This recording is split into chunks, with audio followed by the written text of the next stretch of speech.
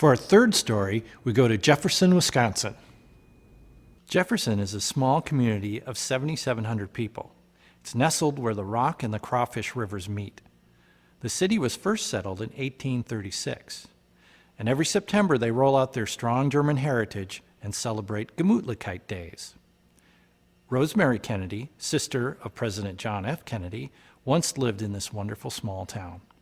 Here we caught up to a man who has found himself on an amazing journey through his family's history and his personal connection to past Jefferson manufacturing. It all began with the death of his grandfather in 1978.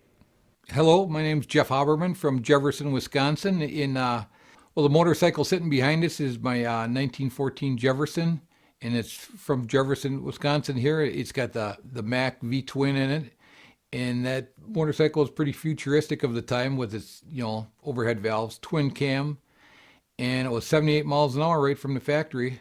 And the unique thing about the Jefferson was their quarter elliptical suspension. And we all thought that Perry Mack was actually the engineer behind it, but after researching it and digging out the patent drawings, it was actually Frank Kalichko. He designed that suspension, and that was one of their big selling points of the smooth ride that the Jefferson had. And a lot of guys thought it was a pretty sweet ride, and on some of the racers, they took the suspension off. They felt that it worked a little nicer, and it's pretty incredible that on that machine there that they put so much of an investment of all the nickel plating on the machine. But nickel wasn't too expensive back then.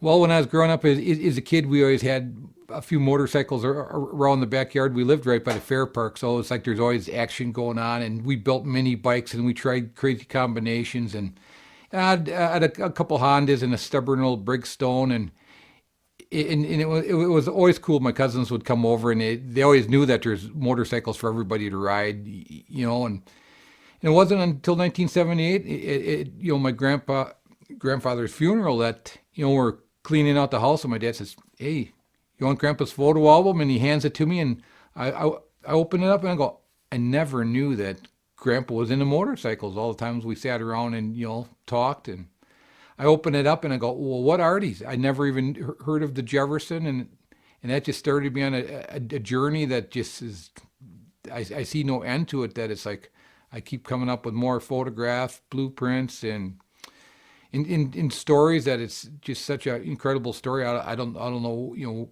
where it's ever going to end. And I guess I wasn't happy until I could finally get a bike myself, and we displayed it and had it in a museum, and it's really turned out to be a incredible journey. In 2006, we went to Davenport and debuted the Jefferson that's behind me right here. And one of the guys, he was talking, he says, Perry Mack's son is still alive. And we're all thinking, he's got to be a pretty old man for Perry Mack's son. And I go, well, I'm going to look him up when I get back from Davenport.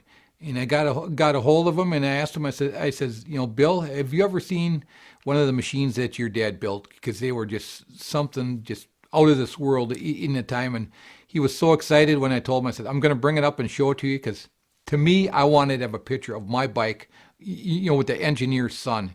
And I took it up there, and when we unloaded it in his driveway, words can't explain the expression on Bill Mack's face. To see that bike, and it was just so incredible. And they always say that good things happen to people that, do good things. Well, Bill Mack told me, he says, my dad had that single cylinder engine. He said that he just never wanted to get rid of it. It was just one oddball little engine. It must have been his favorite engine. He says, I wonder if the guy that he gave his trophy and stuff to still has it. So with that, it's like I tracked down that engine, and it's like that's what we're actually going to put together in the Jefferson Museum to replace this one here that's going to the Mid-America auctions. Is a little single cylinder machine that kind of started it all off before they come up with the big V-twin. If this motorcycle sells in Las Vegas, which I hope it goes to a really good home of like a big museum with like a lot of people that visit it, so a lot of people can enjoy it. Then I want to, put together from all the knowledge that I have on this bike, that little Perry Mack single that I got from, Mack's son, tipped me off on. And I think, then we'll have something again in Jefferson at our museum, and maybe the V-twin here will go to somewhere big where everyone can enjoy it. We're paying particular attention to the Jefferson today because this is the first time in living memory that a Jefferson has come up for public sale at an auction. And the bike is so important in American motorcycle history and so rare.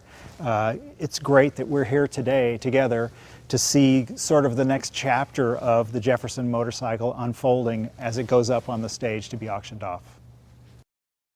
Thanks for watching our show. If you enjoy what you saw today, please check us out at classicmotorcycleroadshow.com. Or you can find us on Facebook.